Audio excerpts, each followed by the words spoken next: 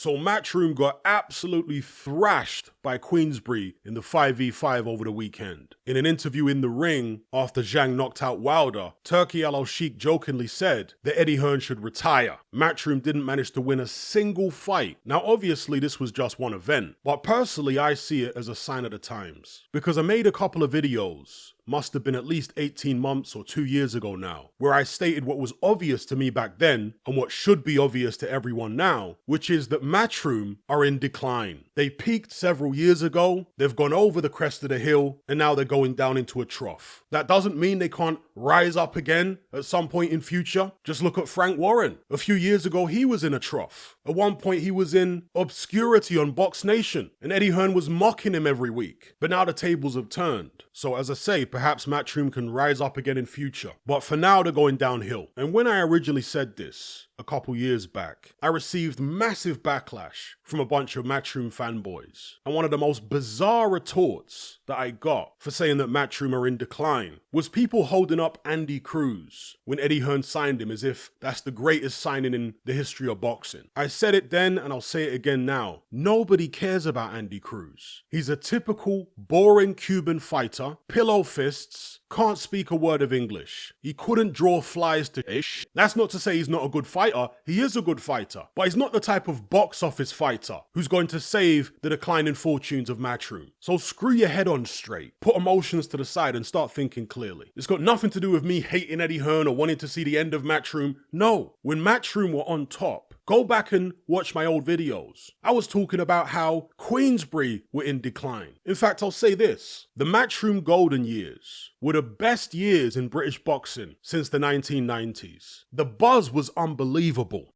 But that's all over now. We've now moved into a new era where Frank Warren is back on top, Eddie Hearn's basically his sidekick now, and Ben Shalom is there or thereabouts. And so the question is, where did it all go wrong for Matchroom? And to answer that question, we really need to ask another question. Where did it originally go right? Now, when Eddie Hearn first got his contract with Sky, it was an exclusive contract. That was obviously a big deal, but he didn't have a big budget initially. It's not like what Ben Shalom was given. No, when Eddie Hearn started off on Sky, it was a small budget and he was doing small shows. His big thing was Prize Fighter. You guys remember that? Prize Fighter gained popularity over a number of years. And then, of course, Carl Froch was in some tremendous fights and had a lot of success. And it all culminated in a rivalry with George Groves. The first fight sold out a big arena. The second fight, due to the controversy and how good the first fight was, did 80,000 at Wembley Stadium. Carl Froch always reminds us of it. And that was the launch pad for the next phase of Matchroom's success, which of course was Anthony Joshua. After winning the Olympics in 2012, he turned pro with Eddie Hearn, and he was a virtually instant hit with the fans. Knocking people out, saying all the right things. Those were the glory years, not only for Matchroom as a company and Anthony Joshua obviously, but also Eddie Hearn as a personality, because he was the first promoter, certainly in the UK, perhaps even in the world, to fully utilize social media for the purposes of promoting fights and promoting his brand. This is where we saw the emergence of the bromance between Eddie Hearn and Kugan Cassius, the rise of IFL TV, originally with Kugan, James Helder, later on with Umar Ahmed. As Anthony Joshua's star grew, so Matchroom grew with him, as did many of the other fighters in Matchroom's stable. They all benefited from the rise of Anthony Joshua. British boxing as a whole benefited from the rise of Anthony Joshua. The heavyweight division benefited from the rise of Anthony Joshua. Obviously, Tyson Fury paved the way in terms of taking the belts off Klitschko, or he facilitated Anthony Joshua's success. But back then, Fury, for whatever reason, wasn't the star that AJ was. And why was AJ such a star? Well, I've already spoken about the knockouts, the clean-cut image, but there's also the fact that he is a heavyweight, a young heavyweight back then. And nothing quite does box office like young, exciting heavyweights. And so Matchroom followed up on that by signing loads of other heavyweights. And I mean loads. Eddie Hearn virtually controlled the entire heavyweight division at one point. The only guy he didn't have was Deontay Wilder. This is the old Matchroom heavyweight stable. And it's not even the full stable. There were other heavyweights as well. Now, not all these guys were with Matchroom at the same time, but most of them were. So you got Luis Ortiz, Dylan White, Alexander Povetkin, Fabio Wardley, Anthony Joshua, Alexander Usyk, Zheli Zhang, Joseph Parker, Filip Hrgovic, Derek Derek Chisora, Martin Bacoli, and Michael Hunter. That was Matchroom's heavyweight stable at one point, give or take 1 or 2 fighters on there. That was their stable.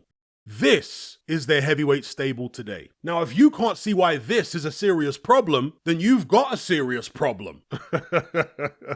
Investing in heavyweights is one of the main reasons why Matchroom achieved so much success. Over the past few years, they have allowed most of their heavyweights to leave. When I say allowed, when you come to the end of your contract, you come to the end of your contract. Or at least that's how it should be. But Matchroom obviously were not offering these guys attractive enough deals to renew their contracts. Think about the talent they had in the old stable. Some of these guys have retired or fallen by the wayside since, but many of them are still very much in the mix. And of course, the guy in the middle is the best heavyweight in the world, the undisputed heavyweight champion. Eddie Hearn let him slip through his fingers. Today, he's got Anthony Joshua, who, yes, is still a top heavyweight, but he's talking about retirement. He said he's only going to have 3 or 4 more fights. Filip Hrgovic just lost to Daniel Dubois. Justice Hooney doesn't look like anything special. And Johnny Fisher, I mean, when are we going to stop pretending here, people? Nothing against the young man, and I hope he proves me wrong, but let's just call it like it is. Johnny Fisher is an Essex gimmick. He's a novelty act. This guy's not going anywhere in the heavyweight division. You know, it's one thing letting older heavyweights go when their fortunes change or they want to go in a different direction. But you at least want to be signing the new talent coming through. But Eddie Hearn isn't doing that. Jared Anderson, Richard Torres Jr., Bakadir Jalalov, and Efe Ajagba are all with Top Rank. Queensbury have got Moses Italma and Daniel Dubois. Ben Shalom's got Fabio Wardley and Fraser Clark. And all Eddie Hearn's got is Justice Hooney and Johnny Fisher. Why didn't Eddie Hearn make a play? And I mean make a serious play for any of the other heavyweight talent that I've just mentioned. Because the heavyweight division was Eddie Hearn's bread and butter. That's what brought about the Matchroom glory days. I have mentioned this many times in the past, but again, the Matchroom fanboys just wanted to bury their heads in the sand and pretend this was all insignificant. Now, of course, there were several other things that led to the decline in Matchroom. And probably the most significant other thing was Eddie Hearn getting lost in his own ego. It was right around the time when he jumped ship, left Sky and went to the Zone. Eddie Hearn lost his mind. Why do I say this? Well, because when he signed that deal with DAZN, I'm talking about the UK DAZN deal now, because he was already with DAZN USA. When he signed the UK DAZN deal, he put together possibly the most uninspired broadcast team in the history of professional boxing. And yet he was calling it the best broadcast team in the history of professional boxing. Game changed. You guys remember that? I mean, it had disaster written all over it. Maya Jama as lead presenter, somebody who not only knows nothing about boxing, but doesn't care about boxing. Eddie Hearn was so away with the fairies that he just looked at the number of social media followers she had and the kind of profile she had with the youth. Just looking at the numbers and thought, if we can get her on DAZN as our presenter, she's going to bring a massive young audience with her. But of course, somebody like Maya Jama doesn't come cheap. She's far more expensive than damn near anybody else you could hire. And there are figures out there, go look it up, on what Maya Jama was being paid per show. And it's a massive amount. It was of no surprise to me that Maya Jama took a few massive paychecks and then left within, 6 months? I mean, talk about this money up the wall, Eddie Hearn. And of course, there was a bunch of simps at the time attacking me for saying it was a dumb move, calling me all these different names, for not embracing Maya Jama as the lead presenter on DAZN. You simps are unbelievable. You see a pretty face and what little dignity you have goes down the toilet. I never had anything against Maya Jama as a person. I just knew that that's not going to work out as a lead presenter on DAZN for boxing. Then Eddie Hearn had Mike Costello as the lead commentator. I mean, literally one of the dullest guys in the industry. Man could put a glass eye to sleep. Then he's got his mates, Darren Barker and Chris Lloyd, as some type of comic relief. This little double act they had, which was so unfunny, it was actually a remarkable achievement. I don't think anyone else could have found 2 other people with less comedic chemistry if they tried. Awful. Then there was Tony Bellew, another one of Eddie Hearn's mates. the most biased commentator I've ever heard in British boxing, insufferable at the best of times. The only saving grace of the original lineup, from what I remember, was Andy Lee. And Andy Lee's a decent commentator, he's nothing special, but he knows boxing and he did his thing. But when I saw Eddie Hearn touting this original lineup as the best broadcast team in the history of boxing, I mean, what on earth was this guy on? I knew his head had gone then. Totally gone. Paying Maya Jama tens of thousands of pounds per show. I mean, seriously.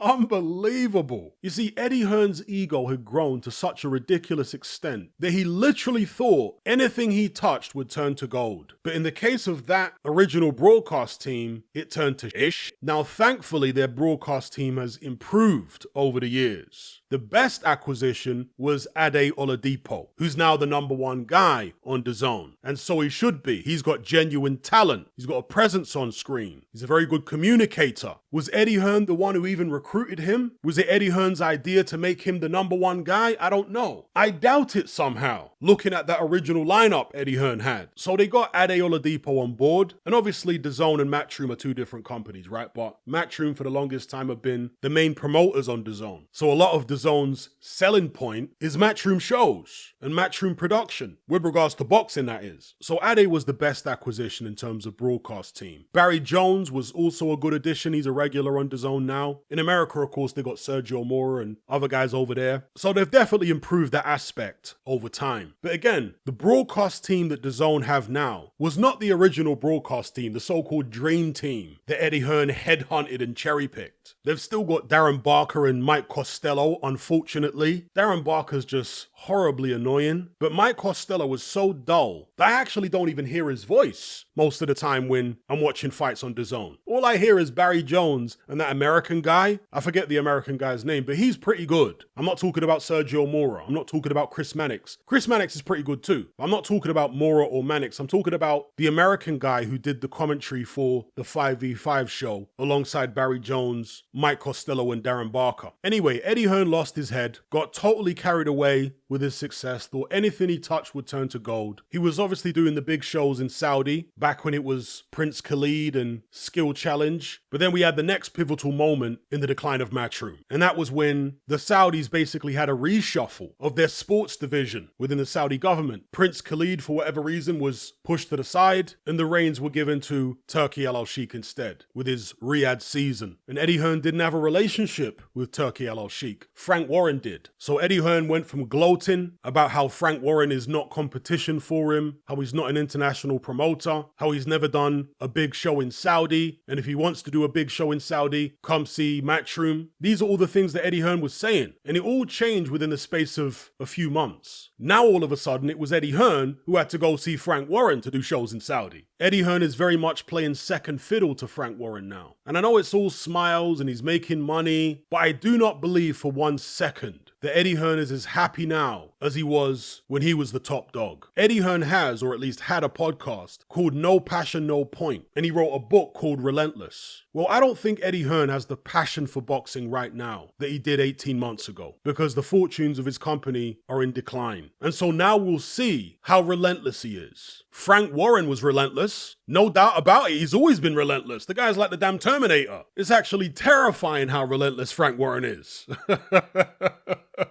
Nothing can seem to stop this guy. When he was in the wilderness, when he was in obscurity, that's when he displayed more determination than ever. But of course, Frank Warren, as Americans like to say, got it out the mud. He's a self-made man. Eddie Hearn's not. Now, that doesn't necessarily mean that if you grow up in privilege, you can't also be relentless, because some people are, but it's less likely. Somebody made a comment in my Element group the other day about how they think that Eddie Hearn is not going to be around in boxing much longer. They reckon he'll retire within 5 years. Now, for those of you who don't know, Eddie's dad, Barry, walked away from boxing. Frank Warren used to constantly mock him about it. But yeah, Barry walked away and he focused on other sports instead. Darts, snooker, and so on. And so the person who made the comment in the Element group, he's not saying that Matchroom as a company is going to shut down. No, just that Eddie Hearn is going to walk away from boxing within the next 5 years, or or at least he wouldn't be surprised if he did so. And to be honest, neither would I. I've also heard some people in the past say that when Anthony Joshua retires, they expect Eddie Hearn to retire as well. I can see it. I'm not guaranteeing that's going to happen, but I think it's very possible because, as I said earlier on, Eddie Hearn is not investing in the next generation of heavyweights. He's just not. He's not signing anybody. He's not making a serious play for any of the young heavyweights. And that was his bread and butter. That's what got Matchroom to pole position. You also wonder how long DAZN are going to retain Eddie Hearn as their lead promoter. Now again, some Matchroom fanboys might say, well, Eddie Hearn just signed Jerome Ennis. What are you talking about, Hatman? Folks, do you know anything about the American boxing market? Do you know how tough it is? Do you know what a niche sport boxing is in America? It's nothing like it used to be. Jerome Ennis has star potential, but as it stands right now, he is a long way off being a box office draw. And in order for him to get there, he's going to need the right dance partners. I mean, just look at how long Terence Crawford was basically in the wilderness. Years and years and years and years. He didn't get an opportunity to be a big box office fighter until he fought Errol Spence in his last fight at the age of about 35 or 36. That's how long it can take in America. At least if you're not a Mexican fighter, because the Mexicans really support their fighters a lot more than most other communities in the United States. And of course, Canelo's no longer with Eddie Hearn. He's gone off to do something else. So this video is not about bashing Eddie Hearn. It's just about telling it like it is. Because as I said earlier on, the Eddie Hearn Matchroom glory years, for me, were the best years in British boxing since the 1990s. I'll give him his credit where it's due. They were great times.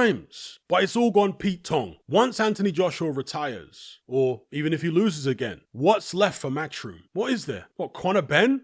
You having a laugh? And so you look at how thin Matchroom's stable is right now, and you wonder whether this tells you something about how long Eddie Hearn intends to stay in boxing. Because it doesn't look like he's making investments for the future. Certainly not in Britain. And in the United States, well, how long is his deal with Jerome Ennis anyway? How many fights is that for? Anyway, I'll leave it there. Let me know what you guys think about all this in the comments section below.